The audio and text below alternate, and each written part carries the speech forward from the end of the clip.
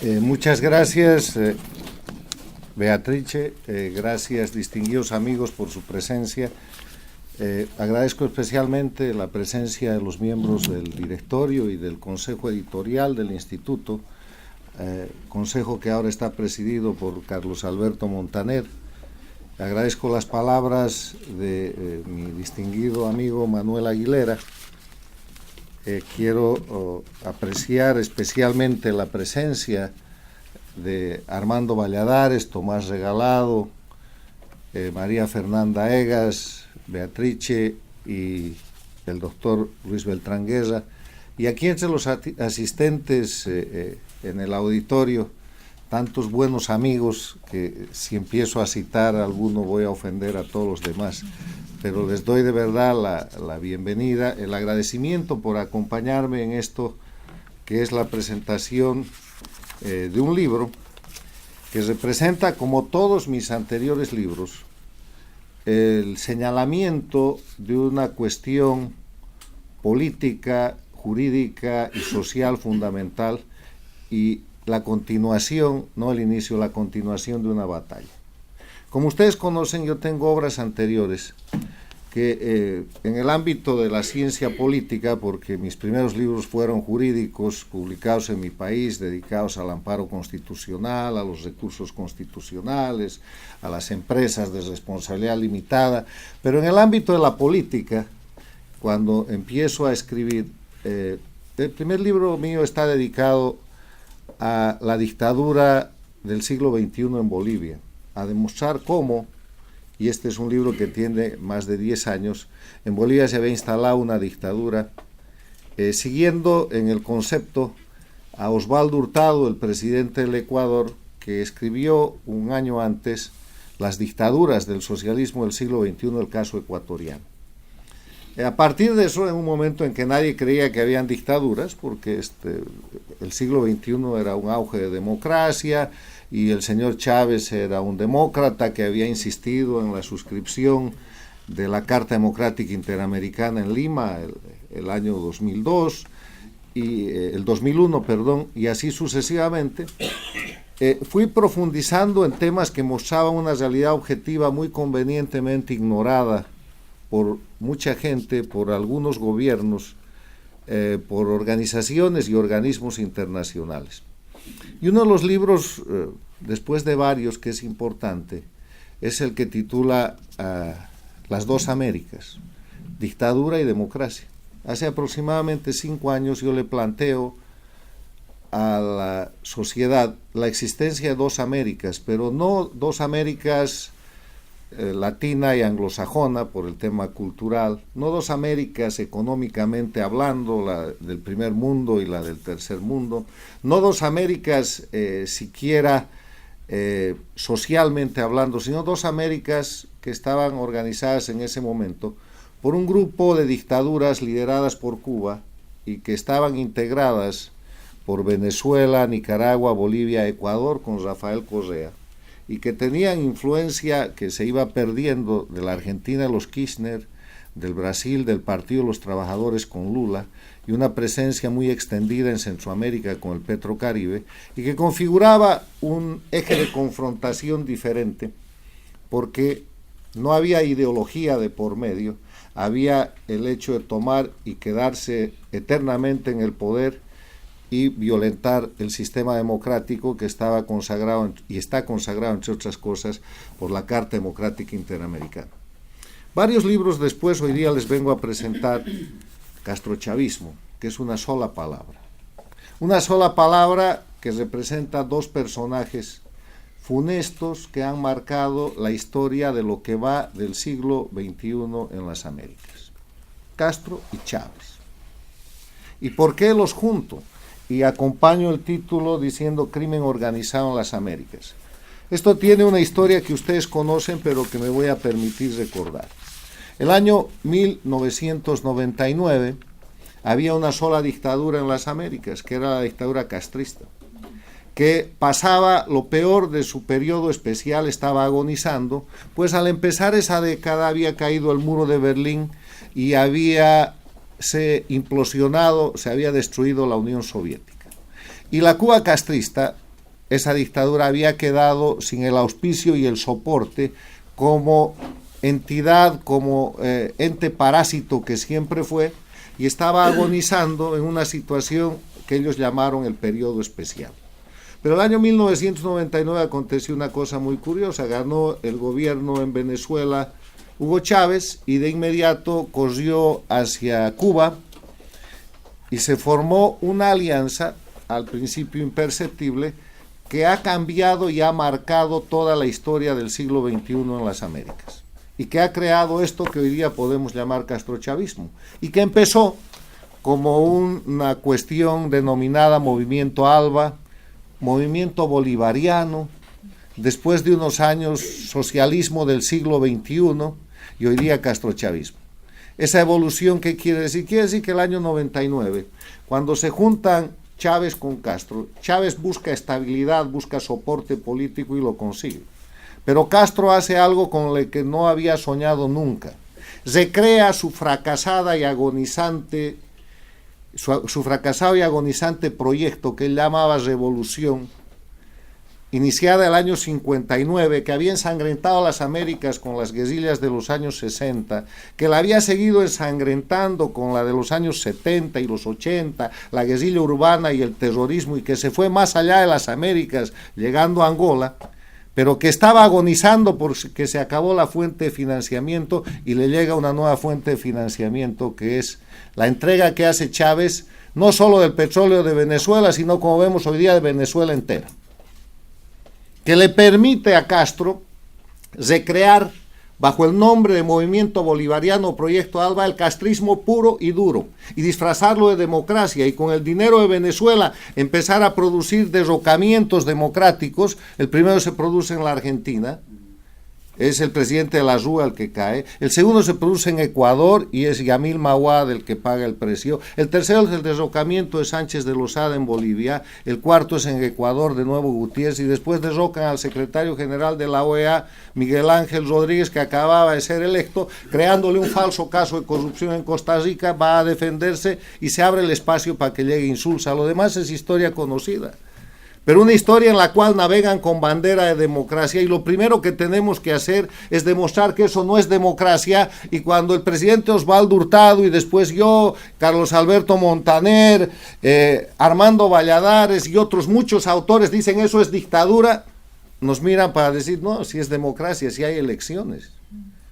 Hay elecciones en Venezuela, hay elecciones en Nicaragua, hay elecciones en Ecuador, y nadie se fija en que habían destrozado todo el ordenamiento legal y constitucional, acabado con el Estado de Derecho y creado una legalidad con leyes infames, que son leyes que violan los derechos humanos y las garantías fundamentales, para establecer un régimen cuasi legal que es criminal. Hoy día ya hay elecciones hasta en Cuba. Cuba acaba de reformar su constitución, qué barbaridad. Entonces, estamos en el marco de un concepto que yo introduzco al estudio de la ciencia social, que se llama dictadura electoralista. La dictadura electoralista no es otra cosa que una dictadura que usa elecciones donde se vota pero no se elige. Ojo con eso, se vota pero no se elige, para simular democracia y reclamar legitimidad internacional, que con mecanismos bien lubricados funciona o les ha funcionado relativamente hasta ahora. Esa es la historia del castrochavismo, pero el castrochavismo pasa por la etapa de socialismo del siglo XXI, bañado de ideología en la que todavía trata de mantenerse, y opera con el Foro de Sao Paulo, que es un instrumento que aparece como un grupo de izquierdas y con otros muchos más organismos y organizaciones reclamando ser populistas, reclamando ser izquierdistas, reclamando ser progresistas, reclamando ser socialistas, algunos incluso comunistas, pero tratando de mantenerse en el ámbito de lo político, cuando en verdad de lo que se trata es de una estructura criminal.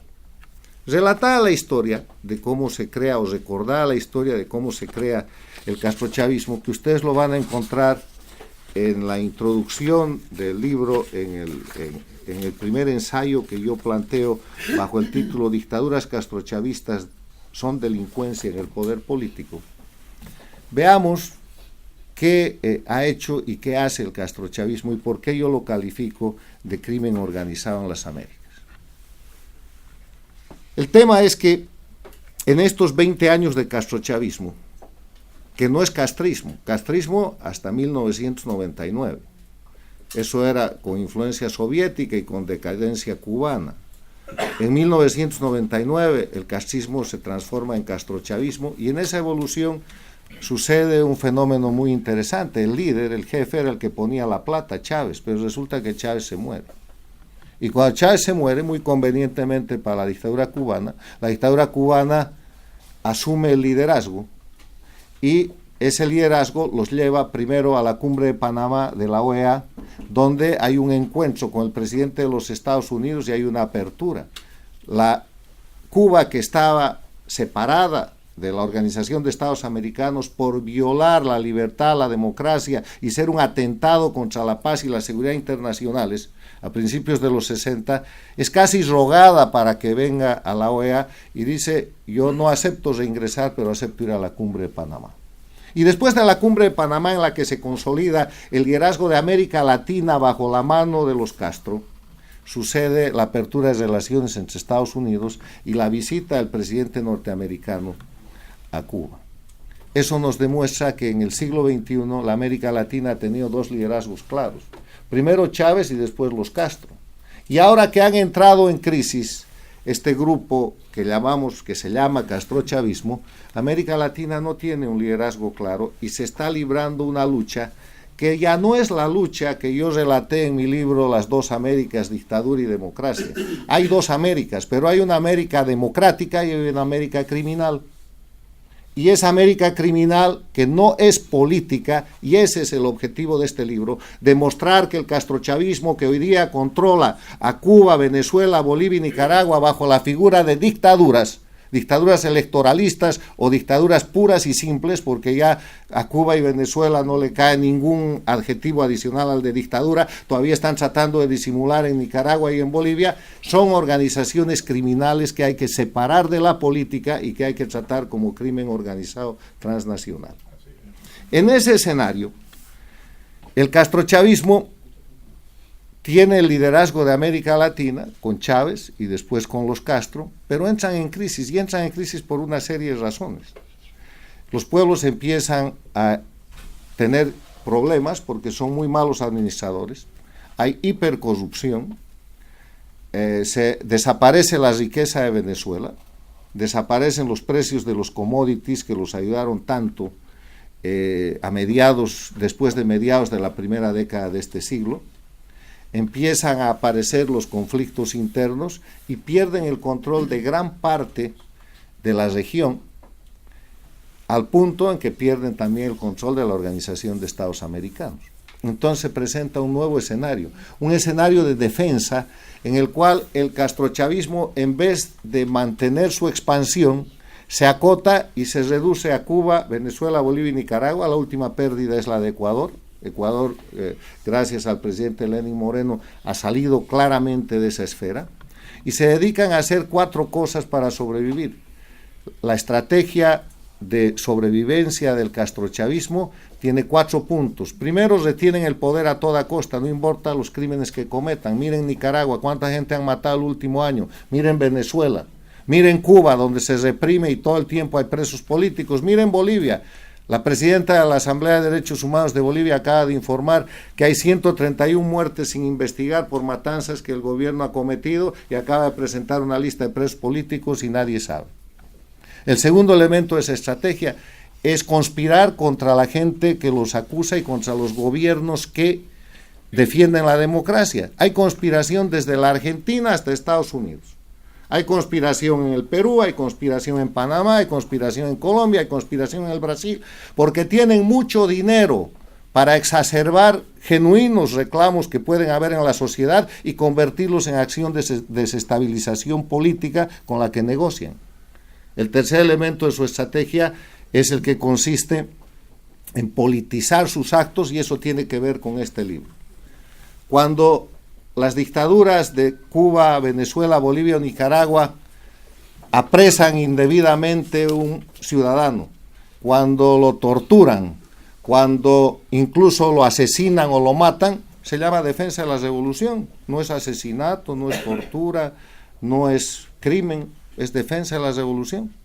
Y así tienen justificativos que van hasta el extremo de que el narcotráfico, porque además estos son 4 narcoestados, es un instrumento de lucha por la liberación de los pueblos. Ese mensaje empezó con Fidel Castro en los 60, lo pronunció el Che Guevara en los 60, y el año 2016 y desde entonces lo repite Evo Morales en las Naciones Unidas, diciendo que la lucha contra el narcotráfico es un instrumento del imperialismo para oprimir a los pueblos. O sea, revolucionariamente, entre comillas, criminalmente en el castrochavismo, hay justificativo para todos los crímenes. Y si no, vean lo que acaba de pasar con el criminal narcotraficante que ha escapado de Colombia a Venezuela, Santrich, que es un perseguido por la derecha latinoamericana y por el tremendo y feroz gobierno de Colombia, cuando este es un criminal que debería estar en la cárcel, porque aún después de haber firmado el Tratado de Paz, estaba traficando y lo han filmado y lo han fotografiado, y no puede haber más prueba plena que aquella. O sea, el tercer elemento de la estrategia del castrochavismo consiste en politizar sus crímenes. Mañana asesinan a cualquier persona y dicen, no, esto es defensa de la revolución. Mañana torturan a una persona y dicen, estamos tratando de obtener información para defender el proceso popular de la liberación de los pueblos, y así sucesivamente. Y el cuarto elemento de esa dinámica es negociar. Siempre están negociando, porque con eso ganan tiempo, y si hacen una buena mezcla de estos 4 elementos, tratan de sobrevivir de esa manera. Vamos al libro.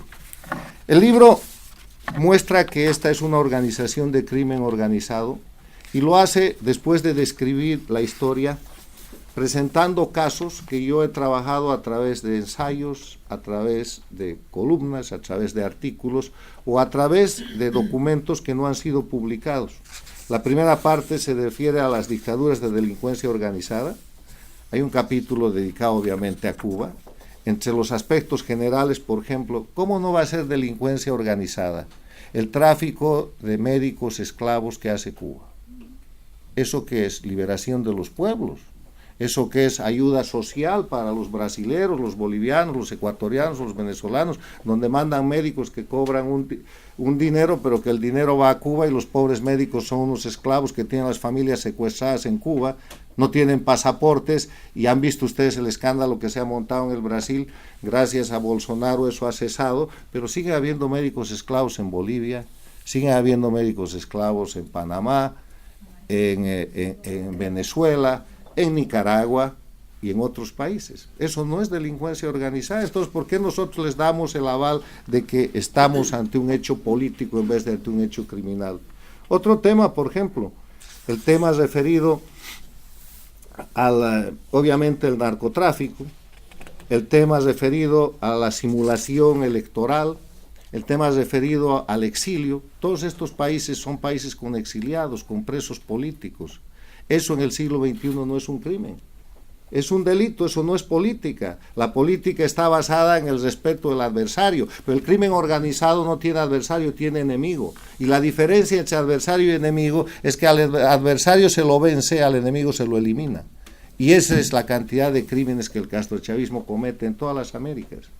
En el tema de Cuba, el tema referido, por ejemplo, y en el tema de Venezuela, al manejo que hacen estas dictaduras, y acaba de pasar por eso Nicaragua, tomando presos, negociando esa libertad y soltando presos para volverlos a tomar y manejar en esa dinámica social para amedrentar a la gente que vive en esos países. Eso ha sido manejado en Venezuela. En este mismo momento hay centenas de presos políticos. En Nicaragua acaban de liberar presos políticos que no están del todo liberados, y aquí nos acompaña una expresa política. En Bolivia hay presos políticos y todos están judicializados, porque como en estos regímenes no hay división e independencia de poderes ni hay Estado de Derecho, el Poder Judicial se ha convertido en el instrumento más efectivo para la represión, que es judicial. En los tiempos de las dictaduras militares venían unos matones encapuchados y unos se los llevaban preso. En los tiempos de las dictaduras del castrochavismo viene un fiscal y un juez y ya se acabó. hay que empezar a pensar en que uno va a estar preso en cuestión de horas. De eso se trata el libro, y van a encontrar ustedes temas de demostración de cómo funcionan las dictaduras de crimen organizado, que pasan por el tema del narcotráfico, que pasan por el tema de la operación sobre los medios de comunicación, la falta de libertad de prensa, por el tema de las Fuerzas Armadas y por las operaciones de amedrentamiento en contra de la democracia. Dicho esto, no sería completa esta presentación, y voy a abusar unos minutos más de su amable audiencia, si es que yo no me refiriera hoy día a uno de los ejemplos más cercanos para mí de lo que es la acción del crimen organizado que se está ejecutando en este momento en mi país, Bolivia, y que repite un iter criminis. El iter criminis quiere decir el curso de la ejecución del delito entre el momento en que el delincuente imagina el delito que va a cometer hasta el rato en que se beneficia del resultado del delito, que repite lo que ha pasado en Nicaragua y lo que ha pasado en Venezuela. Como ustedes saben, en Bolivia hay elecciones en menos de 2 meses, el 20 de octubre. Son unas elecciones que yo denomino elecciones en una dictadura electoralista, donde se vota pero no se elige. Pero estas elecciones tienen una característica o varias características adicionales. Primero, Evo Morales suplantó la constitución política del Estado y liquidó la República de Bolivia el año 2009, estableciendo una constitución que hace nacer un Estado plurinacional. En esa constitución, que está fundada en falsificaciones, en masacres y en exilio, porque así hizo aprobar su constitución, establece que él se puede reelegir una vez consecutiva, solo una vez. Entonces se reelige de inmediato el año 2009. Cuando el año 2014 venció ese mandato, va de nuevo a la reelección, le dicen no te puedes reelegir, y él dice voy a pedir una interpretación al Tribunal Constitucional, su Tribunal Constitucional, y el Tribunal Constitucional dice que habiéndose extinguido la República de Bolivia y nacido el Estado plurinacional el año 2009, Evo Morales en el Estado plurinacional solo ha sido elegido una vez, o sea que esta es la primera reelección y él puede correr, 2014. O sea que nunca llegó a la presidencia él con la República de Bolivia. Firmado el Tribunal Constitucional, delito de prevaricato, delito de falsedad material, falsedad ideológica, puro crimen organizado. No estamos hablando de política, porque si fuera política habría un órgano constitucional, una Corte Suprema que ejerza el control de constitucionalidad y que diga que eso no puede ser. Pero en el crimen organizado los fallos están caracterizados por el prevaricato. Posesionado y ganada esa elección, de inmediato Evo Morales pide un referéndum para que el pueblo diga si él puede ser reelegido indefinidamente. Y va al referéndum el 21 de febrero del 2016 y pierde. Y pierde duramente porque Bolivia le dijo no con más del 80%, pero con el fraude electoral que está siempre en manos de estas dictaduras, otro delito, fraude, logra decir que perdió con el 51 algo por ciento, pero perdió. Entonces empieza inmediatamente con el discurso de Chávez del 2005, del 2006, diciendo hay segundo tiempo, el pueblo se equivoca, vamos a ver qué pasa, y lleva una demanda a través de sus operadores al Tribunal Constitucional en la que dice que es su derecho humano ser candidato y que en función del Pacto de San José, que es la Declaración de Derechos Humanos, la Carta de Derechos Humanos Interamericana, él tiene el derecho humano de ser candidato y que no dejarlo ser candidato sería violar su derecho humano. Y su Tribunal Constitucional desde luego dice que sí, que es su derecho humano, y así se lo consagra y el hombre se presenta de candidato. Lo más grave es que después de que sucede va a Bolivia el secretario general de la OEA y dice que no aceptar ese fallo sería discriminatorio con Evo Morales cuando otros países han aceptado ese mismo tipo de situaciones, y obviamente se refiere a Nicaragua, a Venezuela y al funesto precedente que en algún momento se sentó en Costa Rica. Y ahí de nuevo delitos, porque el hecho de que se cometa un delito y no se sancione no quiere decir que ese es un precedente, sigue siendo un delito. No podemos poner el delito como ejemplo para sentar jurisprudencia. Lo criminal no sienta precedente desde Roma, desde Grecia, por el sentido de la razón humana. El delito no puede sentar un precedente que sea objeto de repetición, pero en Bolivia sí. Entonces tenemos que Evo Morales es candidato, pero hace uso de otro recurso que funciona en Nicaragua, que funciona en Venezuela. La oposición funcional, que es otro concepto que hemos introducido. ¿Qué es la oposición funcional? Es la gente que puede hacer de opositor en un régimen de estas características. O sea, es la gente que el régimen escoge para que le haga oposición y para simular democracia y para tratar de legitimarse. La oposición funcional es una especie de jaula cuyo tamaño varía de acuerdo a la voluntad del régimen. Los permiten ser alcaldes, concejales, diputados, senadores, pero nunca van a tener la opción de tomar el poder. Y oposición, si ustedes revisan el diccionario o si ven lo que es el concepto politológico de oposición, es el grupo que participa en política que tiene la opción mediante elecciones de tomar el poder. Si no se puede tomar el poder, no es opositor. Puede ser un aplaudidor, puede ser un cómplice, puede ser un simulador, o puede ser este concepto que hemos dado de opositor funcional. Entonces aparecen en Bolivia 6, 7 u 8 opositores que dicen le vamos a ganar a Evo Morales. Pero lo primero que hacen para ganarle, entre comillas, a Evo Morales es dividirse. En Venezuela por lo menos crearon la MUD y tenían una organización contra el gobierno. En Bolivia no hay manera de unirlos. Con una característica adicional, si ustedes recuerdan mayo del año pasado, 2018, en la elección venezolana, recordarán que la oposición dijo, señores, nosotros no vamos a ir a esa elección. Gran decisión estratégica. Y después dijo, no, pedimos al pueblo que no vote o que votemos nulo para deslegitimar al régimen. De inmediato Maduro inventó 2 o 3 candidatos funcionales, hizo su elección, pero estaba deslegitimado. Y el resultado electoral fue que más de un 70% de la gente simplemente no participó de esa elección. Y eso generó que en enero de este año Maduro sea señalado como un usurpador. Pues en mi país ahora estamos a menos de 60 días en unas elecciones en las cuales hay un candidato usurpador porque está totalmente inhabilitado para ser candidato, pero está usurpando y mediante delitos está instalado como candidato. Hay una oposición funcional a la que aquí yo invoco desde aquí se pueda unir para hacer un solo frente y a ver si todavía en medio de toda esa funcionalidad hay alguna manera de deslegitimar. Pero hay un pueblo que está en resistencia civil. En Bolivia la gente no acepta ni la reelección de Evo Morales, ni la continuidad de la dictadura a la que ya han identificado, ni que sigan habiendo presos y exiliados políticos. No quieren vivir en un régimen de miedo. Entonces, cuando la gente no tiene el vehículo político que los represente para ir contra el opresor, que deberían ser naturalmente los partidos y los líderes políticos que están hoy día comprometidos en Bolivia dentro del país en ser opositores funcionales, el pueblo va a sus comités cívicos, el pueblo va a sus dirigentes barriales, han reactivado el Consejo Nacional de Defensa de la Democracia, que sirvió en la década de los 70 para recuperar la democracia en manos de las dictaduras militares, y el pueblo boliviano está en movilización.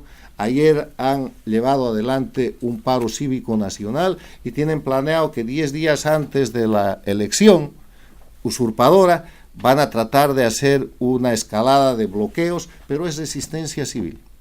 Una resistencia civil que vamos a acompañar, porque resistencia civil es lo que hay en Venezuela, resistencia civil es lo que hay en Nicaragua, es lo que todos los domingos hacen en Cuba las damas de blanco, porque es la manera de luchar en el único espacio que las dictaduras de crimen organizado, que el castrochavismo queda, que es el ámbito de la legitimidad.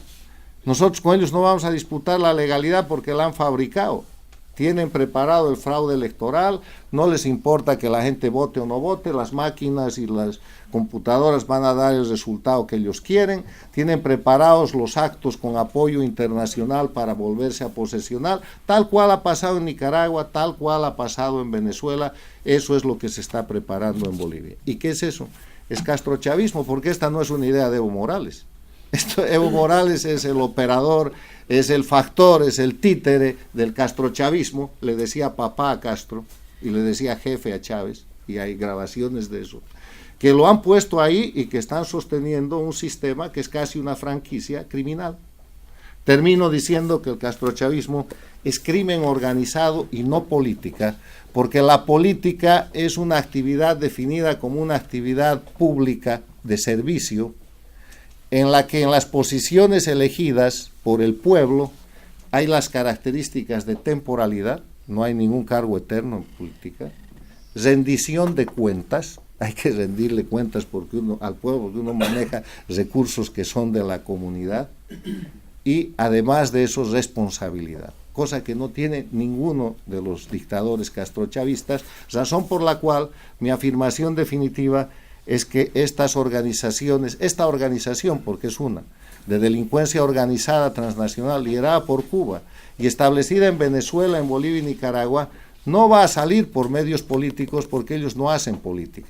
Ellos han cumplido con el sueño del narcotraficante colombiano Pablo Escobar de tomar la política para tapar y para encubrir y para mejorar su crimen de narcotráfico. La diferencia es que el castrochavismo ha hecho eso, ha tomado la política para cometer un bagaje de crímenes donde está el narcotráfico, pero donde están las detenciones indebidas, la falsificación, la corrupción, los crímenes de lesa humanidad, el terrorismo, la sedición, la conspiración contra las democracias, todos los delitos. Dígame qué delito no comete el castrochavismo. Desde la extorsión pública, el secuestro, el asesinato de la reputación. O sea, es una organización criminal. Termino diciéndoles que el eje de confrontación hoy día en las Américas, porque siguen habiendo dos Américas, es la democracia versus la delincuencia organizada transnacional. Y si somos capaces de llamar las cosas por su nombre, de tratarlas como corresponde, hemos de recuperar más rápidamente la libertad y la democracia para los pueblos de Cuba, Venezuela, Bolivia y Nicaragua. Muchas gracias.